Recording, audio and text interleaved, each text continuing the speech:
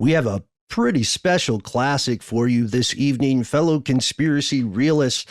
If you have ever listened to a podcast, then you are familiar with the person we're going to be talking to. A good friend of the show, recurring guest, the one and only legendary Payne Lindsey. I forgot that we've been, Payne has been working with us, and you particularly, Matt, for a number of years now. Since 2017. Yeah, man. Mm-hmm. It's been a long time. That's right. This was kind of the first big collaboration between you and Payne and the network, and it's gone on to yield some pretty amazing other things, sequels to the Monster series, like the Zodiac Killer and the DC Sniper. That's crazy. There's 9 shows at this point, but this was the first time we ever got to hang out with Payne together and just have a conversation. And we talked about Atlanta Monster, Up and Vanished, and several other things. And I think it was right as Up and Vanished season 2 was getting ready to come out. That's right. Yeah, had a sneak peek of that. And so without further ado, here it is, folks. Catch up on these and then tune in, because there is a brand new season of Up and Vanished on the way now. Not to mention his new chat show, Talking to Death, that I think you might see some familiar voices and faces on in the not too distant future. Yeah. Oh, God, we got to do it. It's Tenderfoot. Also, go listen to Radical. That's a great new show that's Atlanta-centric. You'll be into it. It's cool.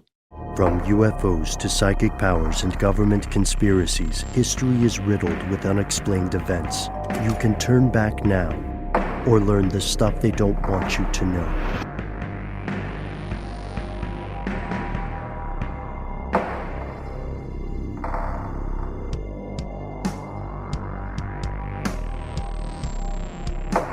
Welcome back to the show. My name is Matt. My name is Noel. They call me Ben. We are joined with our super producer, Paul Decant. Most importantly, you are here, and that makes this stuff they don't want you to know.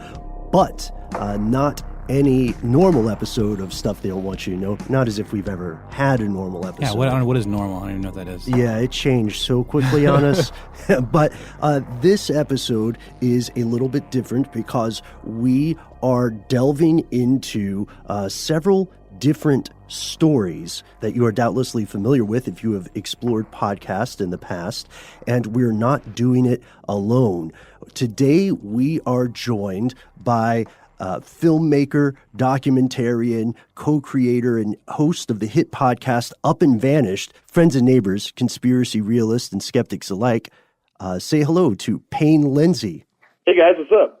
Not too much, man. We're just over here. You know, on this show, we talk about true crime a whole lot.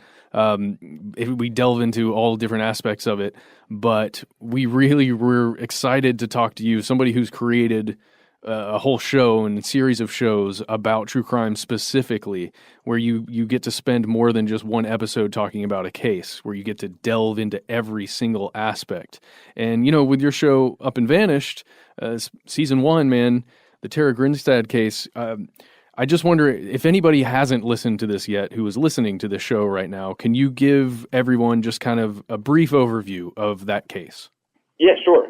So season 1 of Up and Vanished covered a missing persons case in South Georgia.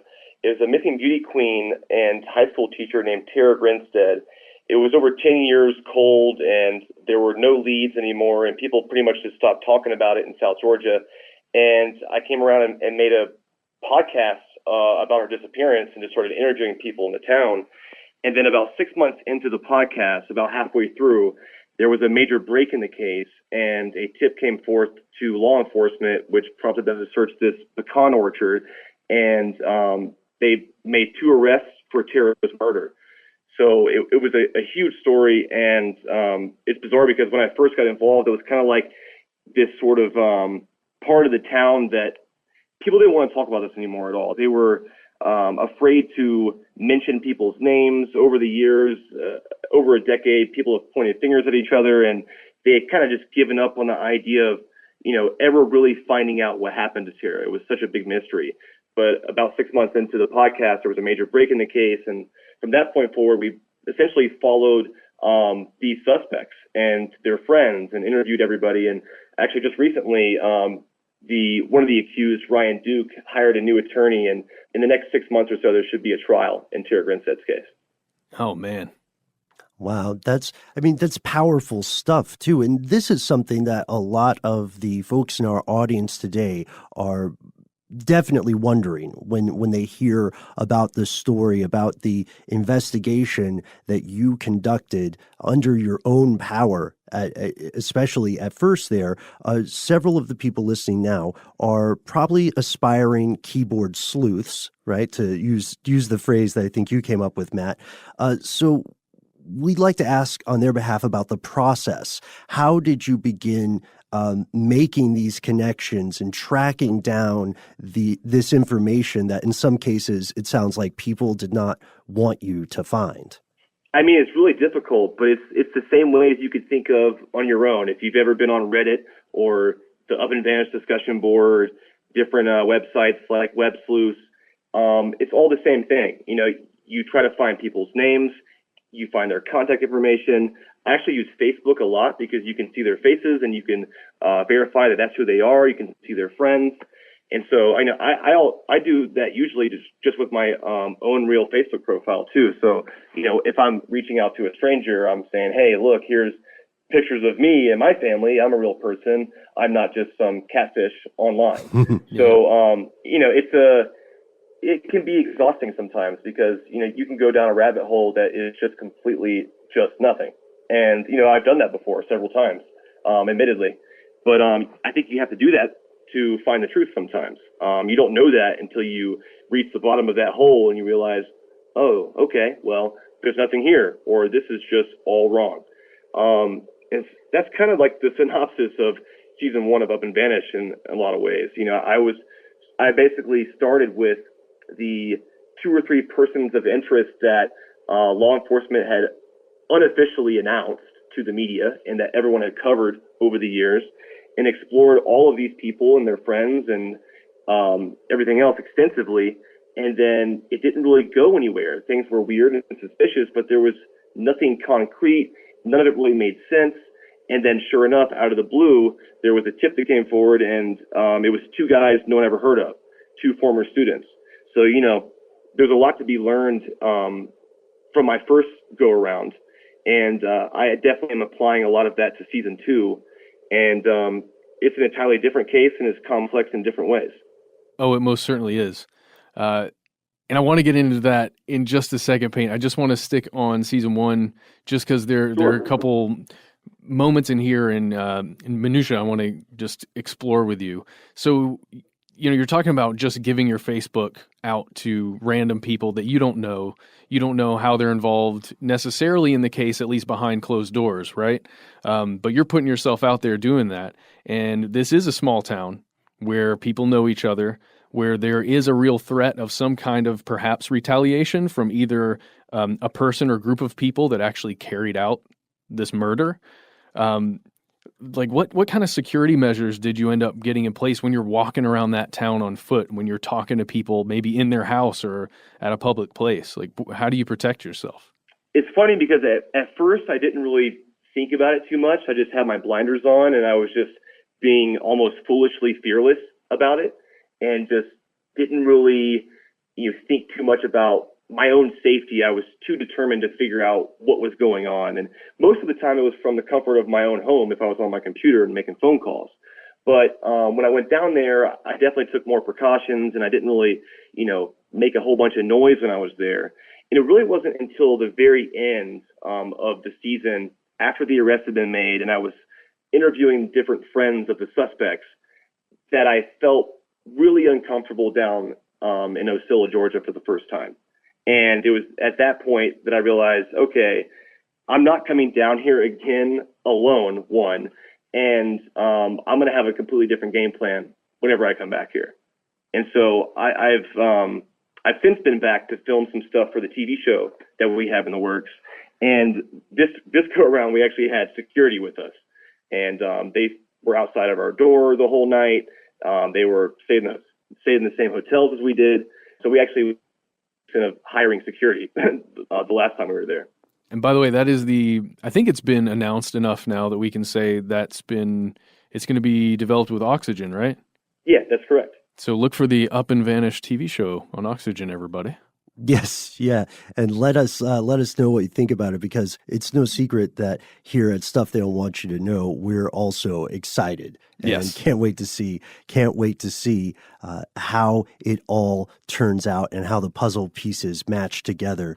When we're talking about security, naturally we begin to wonder about law enforcement, right? Especially in the situation that occurs in Up and Vanished Season 1. And for everyone who's listening, there may be spoiler territory here. But one of the questions we have to ask is, given that the relationship between law enforcement and journalists can be such a complicated thing, did you feel any support, or did you feel any, I guess, on the other extreme, animosity from local authorities when you were poking around initially in this case?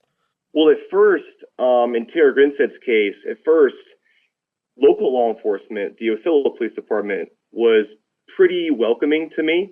They wanted the case solved too, and they had essentially run out of leads. So anyone who was going to go out on a limb and try to solve this and piece this together on their own, they supported that.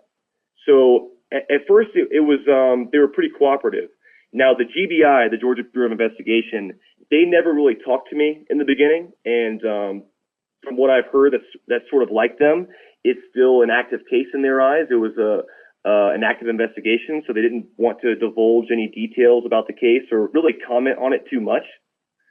But really halfway through the series is when things started to change. Once there was 2 arrests in the case, it just got real again. It went from being a cold case to a murder case with 2 suspects that have been arrested. And so with that comes all these new rumors about these people and almost a live investigation again. And so from that point forward, really no law enforcement wanted to talk to me at all. And, really, if you listen to the entire series, there's not a single interview with a police officer that was a part of that case. None. And it's kind of hard to imagine that now, but that's just the way it was.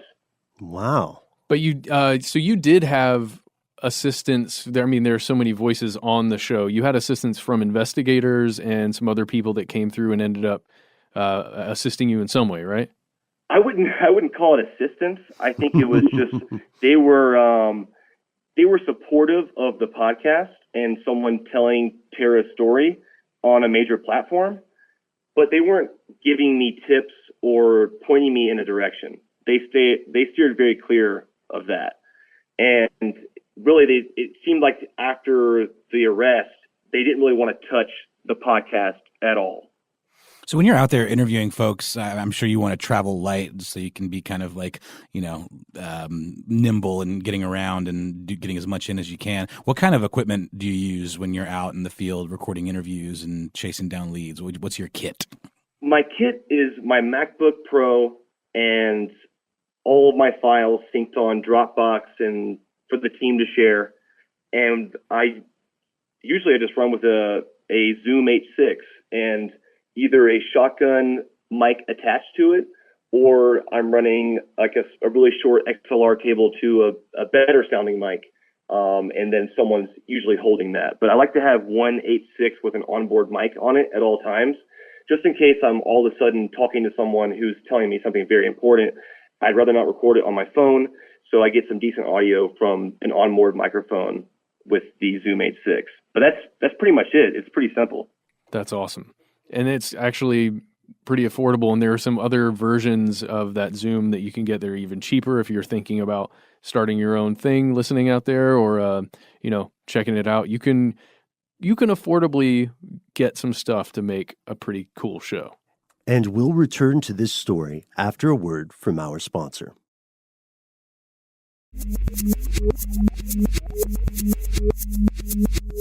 And we're back. While we're talking about inspiration, let's go a little bit further down the rabbit hole, because as longtime listeners know, Payne, you and Tenderfoot TV did not just create Up and Vanished, you also have created Atlanta Monster. along with, for a peek behind the scenes, a collaboration with our very own Matt Frederick. And Ben Bolin and Paul Decant. And, yeah, well, it's a teamwork makes the dream work. But the reason this goes to a question of inspiration is I'm sure many people are curious to learn what originally inspired you and your Donald and your team at Tenderfoot to investigate the story of Wayne Williams. Yeah, definitely. Really, it was my business partner, Donald, who brought Wayne Williams to my attention.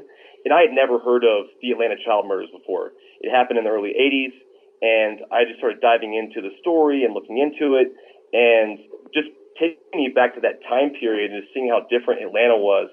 I just saw so many different reasons to tell this story, beyond the question whether or not Wayne Williams was innocent or guilty. I saw sort of painting a picture of a time period that was in some ways forgotten, that shouldn't be. If I didn't know about the Atlanta child murders, that meant that there was probably thousands, hundreds of thousands of people who also didn't know about the child murders. And it turns out that was correct. I just saw there was so much to explore there. And I thought the race part of it seemed extremely relevant to today. And I thought that we could, extract some sort of positive silver lining message from it in some way. Though difficult, I thought that we did that. And I just thought it was in some ways a history lesson for people and even for myself. And that's why I thought it was so cool, because as I was diving through all the old archives and just interviewing these people, being taken back to a time period that I wasn't a part of and seeing how different it was really kind of opened my mind a little bit.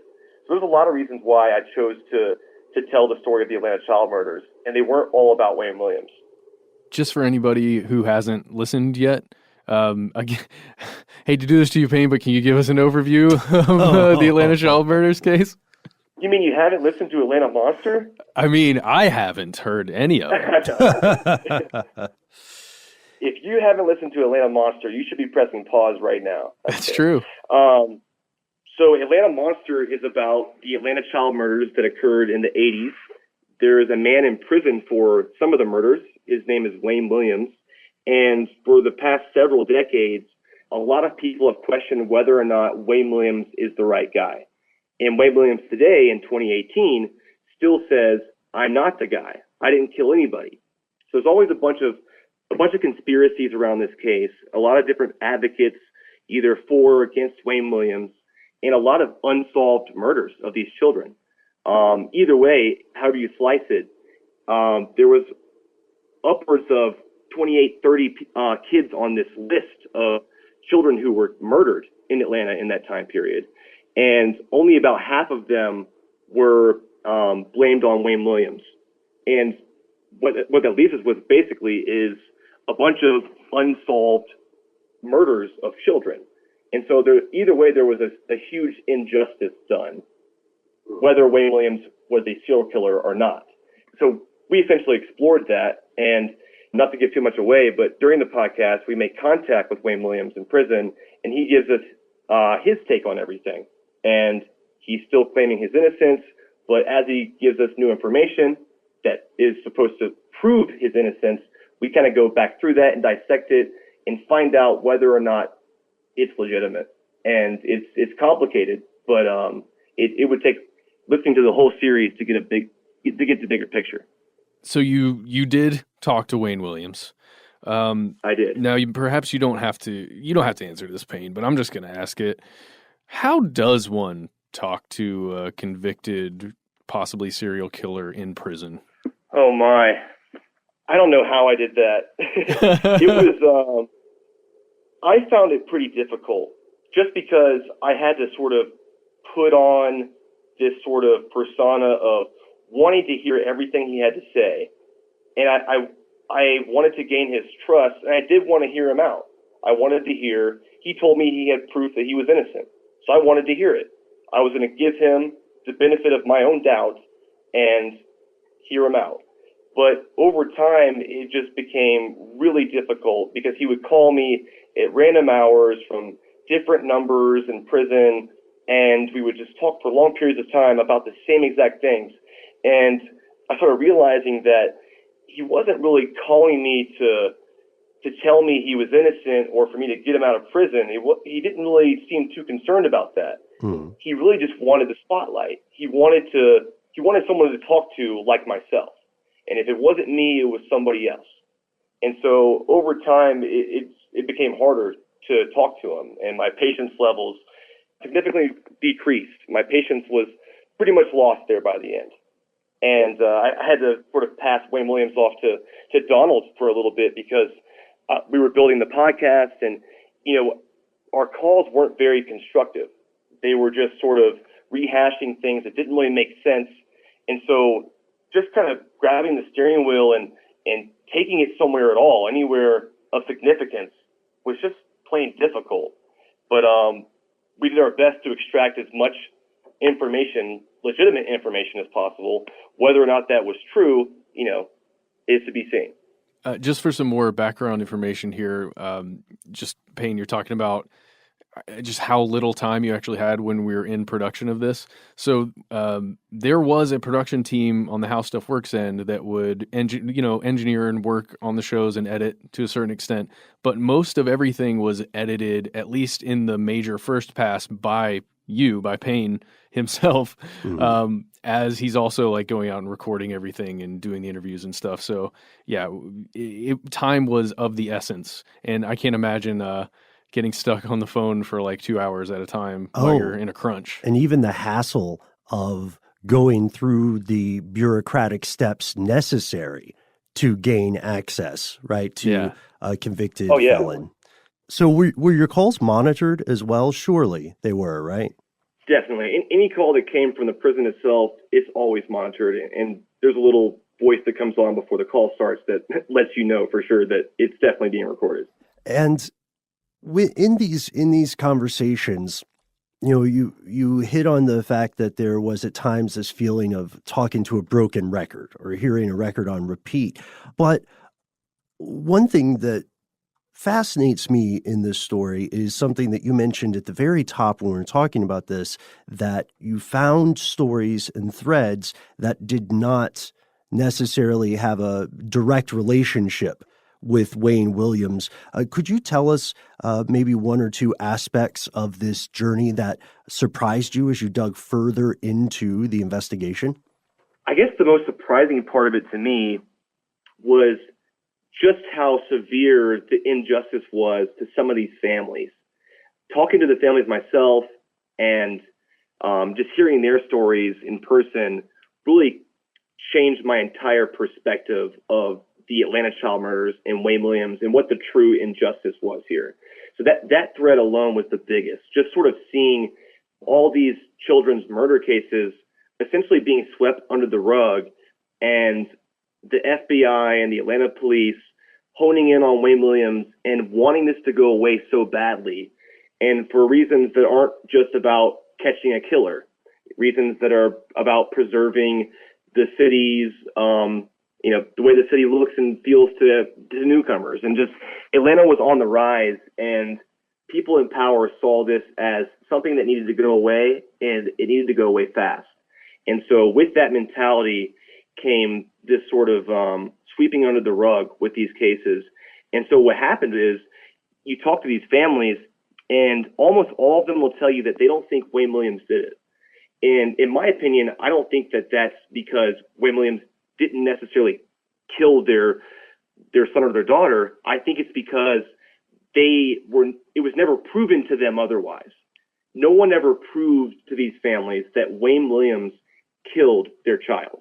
And that's the biggest part of this whole mystery to me. And so over the years, decades and decades, it sort of perpetuates this idea of conspiracies and, was the KKK involved? All these other different threads that just come to light because it was never proven to them that it was Wayne Williams. Even if it was Wayne Williams, they would still tell you otherwise because over the years, they've developed this sort of way of thinking about it. And, it's just awful. But that was the biggest thread that I wanted to explore outside of just Wayne Williams himself, was sort of the impact on the families and the way people have perceived this. Generations ago, people felt this way about it, and now they're feeling this way about it. Just sort of seeing the then and now and kind of exploring all the different people that were affected by this and their views on it, to me, was really just the core of the podcast. Dude, so Okay, this is another kind of personal question. Making a show like Up and Vanish or Atlanta Monster, it requires a certain amount of obsession. I think you would agree with that, just to get it right. Definitely. Have you found that has any psychological effects in a way, like makes you think about the world differently, or just shapes your vision in some way in the real world while you're walking around? If you've got all this dark stuff just kind of looming in the back of your head? Yeah, I mean, it definitely has an effect on you. It's a pretty dark subject matter, and I try not to focus too much on the dark parts of it. I'm not the kind of person who wants to take the story of a murder and just punctuate all the gory details of it. That is not something that I'm ever interested in. I'm more interested in interviewing the people surrounding this event or this unsolved mystery and sort of diving into the hundreds of people that it affects, or even in the thousands. So I try to keep my focus on things that aren't the darkest elements of these stories, but regardless, at the core of it is this really sad and disturbing story, whether it's a missing persons case or it's the Atlanta child murders. And so it definitely has an effect on me psychologically, but I do my best to sort of tune that out and not let that affect my day-to-day life, and also not affect the way I tell the story. It's really, really easy, especially if you're becoming obsessed over a murder case or a story like this, to just kind of lose all sight of what the reality is. What's really going on. It's easy to get lost in it, and then you could come up with an episode that sounds crazy to people. So I have to kind of check myself at all times and, keep a certain amount of distance. Even though I'm plopping myself right in the middle of these things, I still have a certain amount of distance I keep. And that's for my own safety and my own sanity, really. And also so I can tell a better, more objective, true story. So does Wayne Williams ever shoot you the occasional text or anything? Oh, not anymore. I think his cell phone's got snatched up. But I've definitely got some phone calls from prison that I believe are Wayne, and I haven't even listened to the voicemails. But I think it's probably Wayne Williams. But really, since the podcast, I haven't really been talking to him at all. I think that if I were to reach out to him and want to talk to him again, he would totally do it, without a doubt. And at the drop of a hat, he would hop on the phone and be on any of my podcasts, I would think. And we're going to take a quick break, and then we'll be right back.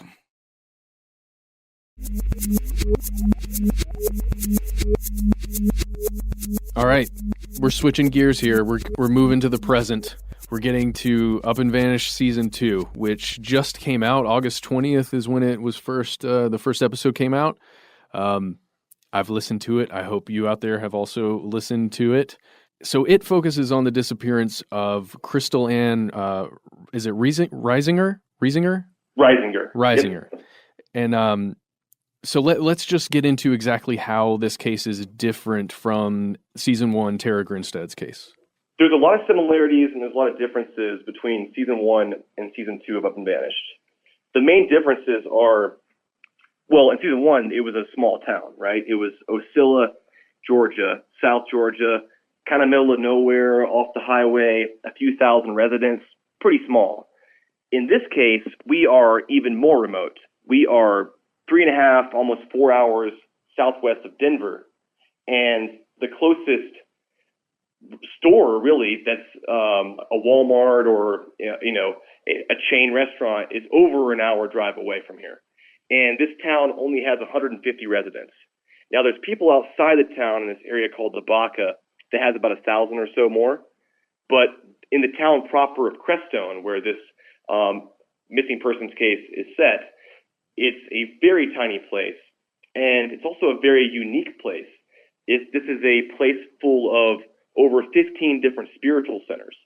It's a very holy place that attracts different truth seekers and people seeking enlightenment. So you have all these kind of interesting people here, and it's really the reason that Crystal came here was for all the positive energy here and all the different ways of life that are kind of clashing here together and working together as one.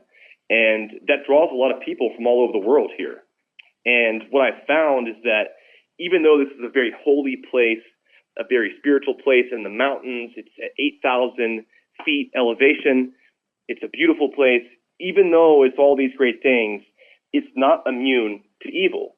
Just like everywhere else in the world, in Denver, in Atlanta, in any big city, there are bad people there. And just because this is a holy place and a special place, unfortunately, it seems like it's not immune to bad people.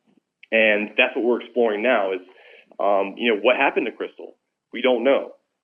Crystal's family doesn't know. Law enforcement does not know. And so we're here in Crestone. I'm actually here now on this pretty bad Wi-Fi talking to you guys, but we're here to try to find out. And we want to tell Crystal's story and memorialize her and, introduce a different, unique person to the world. And that's what we're excited to do. So, beyond just, worrying about people wanting to murder you in your sleep, out where you are in this very rural area, there's other things you have to worry about, like, hostile wildlife. What's that like? So apparently the wildlife here is extremely abundant. I mean, I'm right now I'm looking out the window and I just see huge mountaintops that are just a few hundred yards away from me. I'm surrounded by mountains. The people are the smaller population here. There are more animals here than there are people. And it's just a extremely vast place. I was talking to one local named David, and he was telling me a story about his friend who, and we kind of covered this in episode 2, one of his friends, a bear broke into her car because she left food in her car. And somehow the bear fumbled the door and hopped inside, and then the door closed, and then it locked. And so she comes out the next morning, and she finds literally a raging bear eating the inside of her car. And so someone had to go over there with like a big broom and poke the door open, and the bear runs off. And there's mountain lions here, there's wolves, there's all kind of animals that are really in your face here.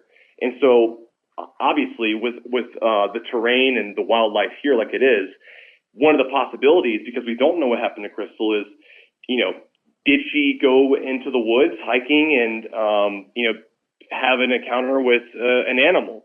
Or did she have an accident somewhere? There's tons of cliffs here. There's mine shafts here. There's a bunch of unexplored territory that's just off the grid that would be very difficult to find someone in if you needed help. So there's tons of possibilities. It's not just this idea of there being bad people here or something, which are everywhere. There's also this element of being in the wild, and it's very real here.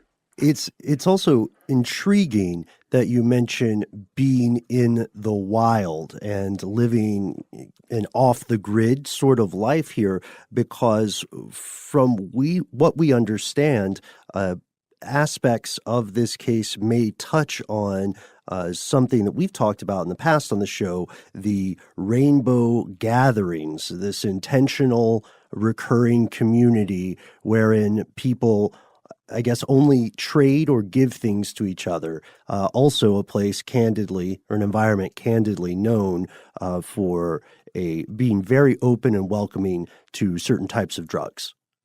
Definitely. There are tons of groups like that here. The Rainbow Gathering is just one of them that comes through every now and then.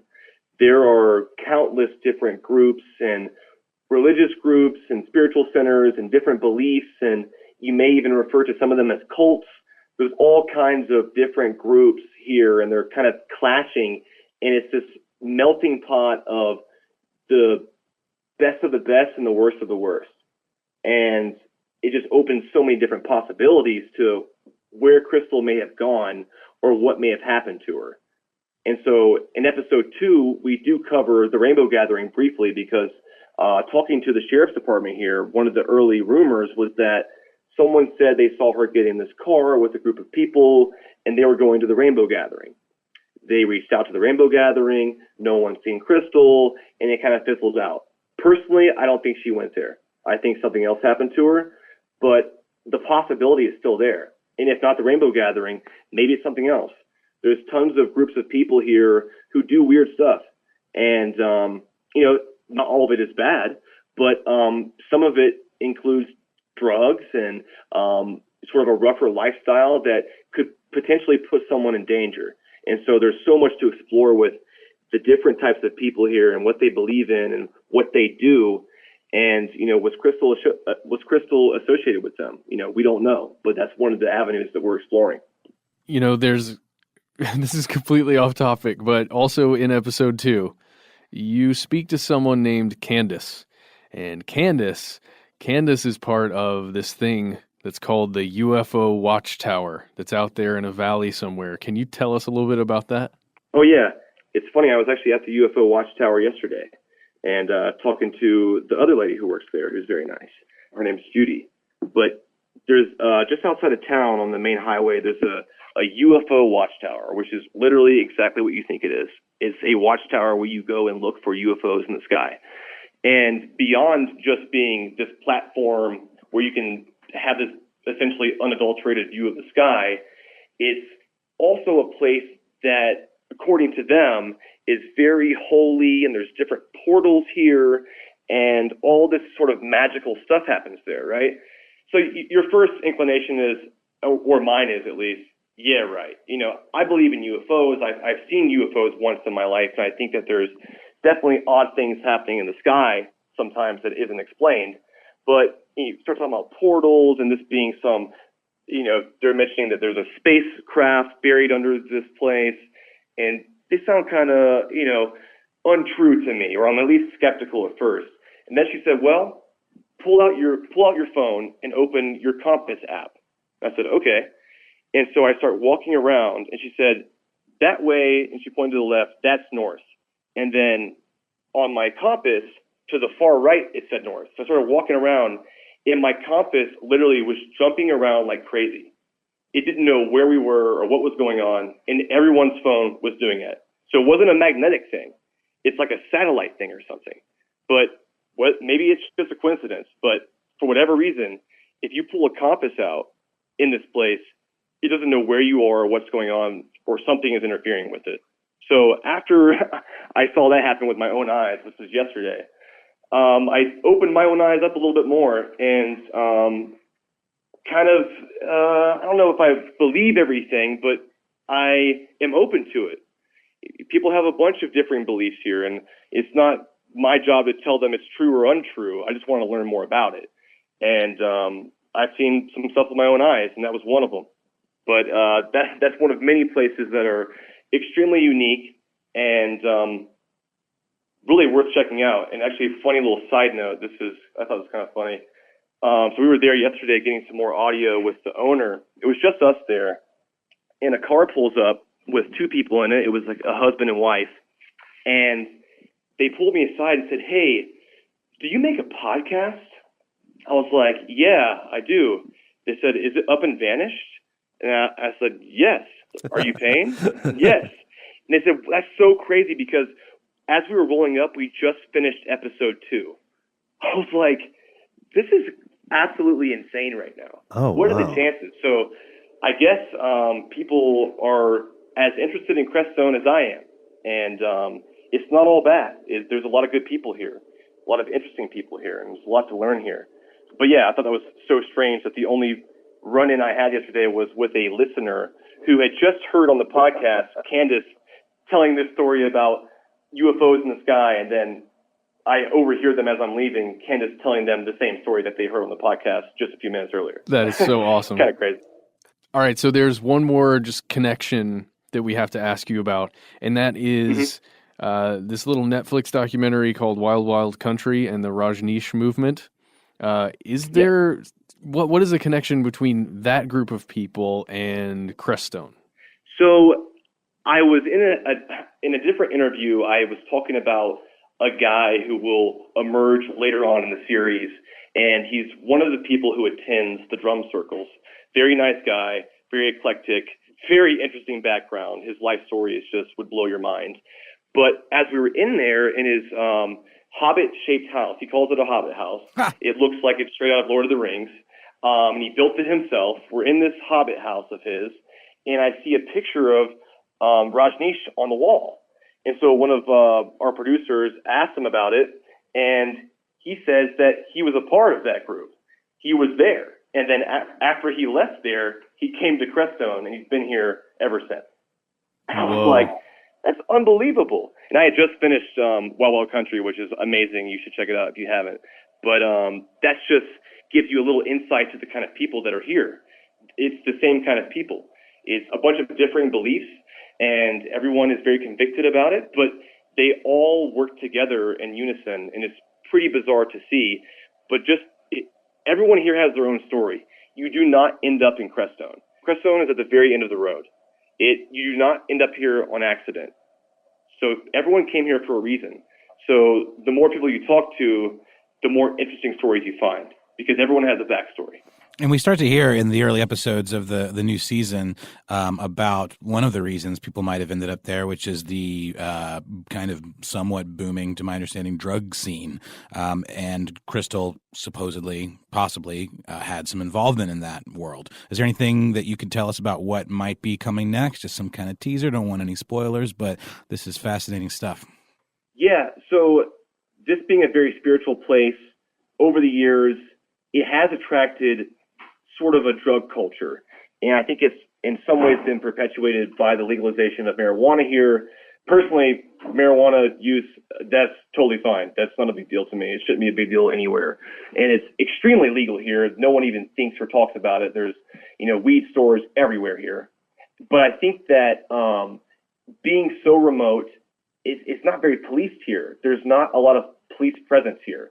And so I think what's happened over time is what the sheriff refers to as trust fund kids, people, kids that are in their mid-20s, late 30s who have money and don't work and just come out here and live off grid and sort of kind of, linger around town and cause disruptions and just living wild out here and being crazy. And there's been, over the years, the past couple of years, there's been more and more people like this. And so what we're thinking is that at some point along Crystal's journey here in Crestone, she had a run-in with these people and got closer with them, and something in this friend circle may have happened. And so as the series goes on, we start kind of honing in on who and what are we looking for here? Who did Crystal know here that knows where she is? Because we are very confident that someone here knows where Crystal is. And the question is, why aren't they saying anything about it? And is this a murder case? Dude. Okay. Are you sold, Matt? Yeah, I'm in. Well, like I said, I just listened to season 2 today, episode 2 today. And yes, I just want to go to that watchtower. That's all. I want to go spend a week. It's so cool that you love it. And we hope that you listeners will take this as a sign, whether directly from us or from some extraterrestrial in the sky, to check out Up and Vanished Season 2. And just to be completely clear with everyone listening, Matt, Noel, super producer Paul, and I also don't know what's going to happen. Correct. So we are experiencing this story along with you. And Payne, we want to thank you so much for giving us this firsthand look behind the scenes of Up and Vanished, of Atlanta Monster, and a little bit of a prescient look at Up and Vanished Season 2. But these are some huge projects that you have done with Tenderfoot TV, which is the larger entity at work here. Could you tell our listeners where they can go to learn more about upcoming projects from Tenderfoot? Sure. Our company website is tenderfoot.tv. As far as Up and Vanish goes, you can go to upandvanish.com.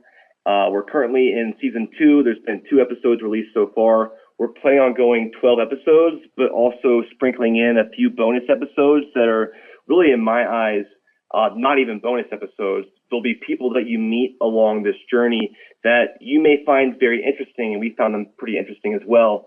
So some of the side episodes will be sort of on these different characters we run into and all the strange ways they intersect into Crystal's life. But yes, all the social media handles are Up and Vanished. If you want to follow me, it's just Payne Lindsey. But we're excited about season 2 and hope to have a positive result and at the very least be able to memorialize Crystal and tell her story. Awesome. Thank you so much, Payne. We all look forward to the journey that we're going to take with you as you take us there. Agreed. Awesome. Agreed. And as a reminder, if you, for some reason, have not listened to Atlanta Monster yet, you can listen to the entire thing today. It is very much binge-worthy. You can also find every single show that we have ever done on our website, stufftheydon'twantyoutoknow.com. You can find us on Instagram, Facebook, and Twitter. We don't want to have to do the whole rundown there. We did take and that's the end of this classic episode. If you have any thoughts or questions about this episode, you can get into contact with us in a number of different ways. One of the best is to give us a call. Our number is 1-833-STDWYTK. If you don't want to do that, you can send us a good old-fashioned email. We are conspiracy@iHeartRadio.com. Stuff They Don't Want You to Know is a production of iHeartRadio. For more podcasts from iHeartRadio, visit the iHeartRadio app, Apple Podcasts, or wherever you listen to your favorite shows.